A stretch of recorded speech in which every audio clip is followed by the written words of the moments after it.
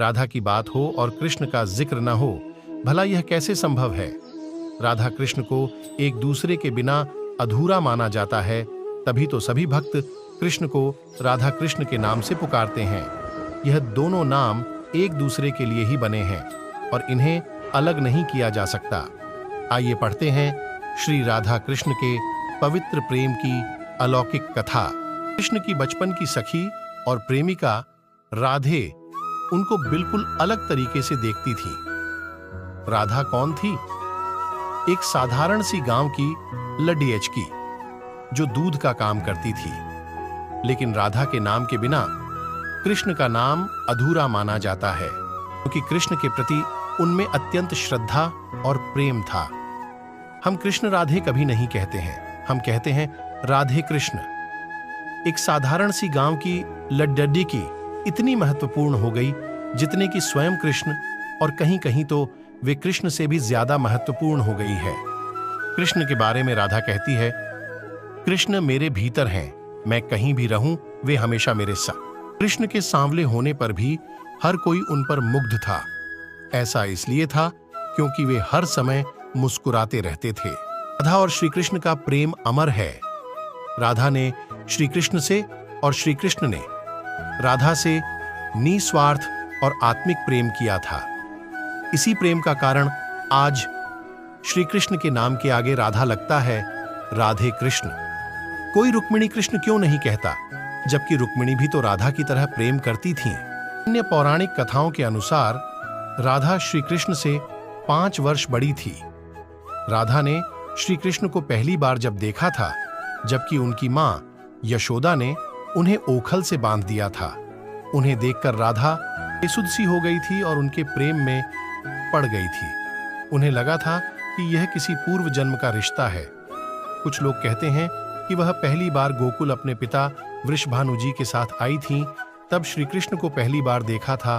और कुछ विद्वानों के अनुसार संकेत तीर्थ पर पहली बार दोनों की मुलाकात हुई थी। जो भी हो, लेकिन जब राधा ने कृष्ण को देखा तो वह उनके प्रेम में पागल जैसी हो गई थी और कृष्ण भी उन्हें देखकर बावरे हो गए थे। दोनों में प्रेम हो गया था। पिछले जन्म में ही दोनों ने यह तय कर लिया था कि हमें इस स्थान पर मिलना है। कहते हैं कि यहीं पर गर्ग संहिता के अनुसार एक जंगल में स्वयं ब्रह्मा ने राधा और कृष्ण का गंधर्व विवाह करवाया था।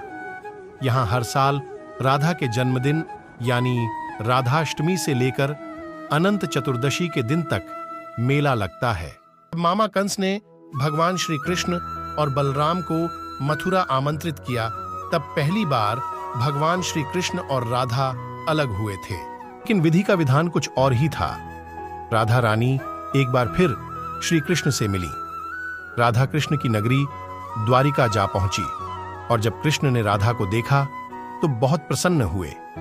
दोनों संकेतों की भाषा में एक दूसरे से काफी देर तक बातें करते रहे और शास्त्रों में वर्णित है कि राधा जी को कान्हा की नगरी द्वारिका में कोई नहीं पहचानता था, एक देविका के रूप में नियुक्त किया। राधा दिन भर महल में रहती थीं और महल से युद्ध कार्य देखती थीं।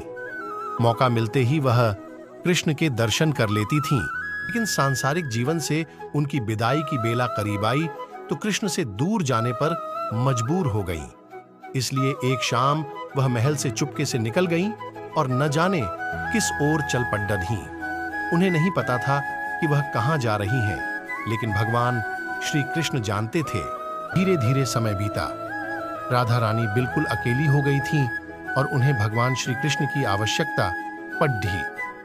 वह किसी भी तरह भगवान कृष्ण को देखना चाहती थीं। उनकी यह इच्छा जानते ही भगवान श्री कृष्ण उनके सामने आ गए। कृष्ण को अपने सामने देखकर राधा रानी अति प्रसन्न हो गईं। परंतु वह समय निकट था जब राधा अपने प्राण त्याग कर दुनिया को अलविदा कहना चाहती थीं। कृष्ण ने राधा से कहा कि वह उनसे कुछ मांगे, लेकिन राधा ने मना कर दिया। कृष्ण के दोबारा अनुरोध करने पर राधा ने कहा कि वह आखिरी बार उन्हें बांसुरी बजाते देखना चाहती हैं। श्री कृष्ण ने बांसुरी ली और बेहद सुरीली धुन में बजाने लगे। बांसुरी की धुन सुनते सुनते राधा ने अपने शरीर का त्याग कर दिया। उनके जाते ही भगवान श्री कृष्ण बेहद दुखी हो गए और उन्होंने बांसुरी तोड़कर दूर फेंक दिया। जिस जगह पर राधा ने कृष्ण जी का अंतिम समय तक इंतजार किया, उसे राधा रानी मंदिर के नाम से जाना जाता है।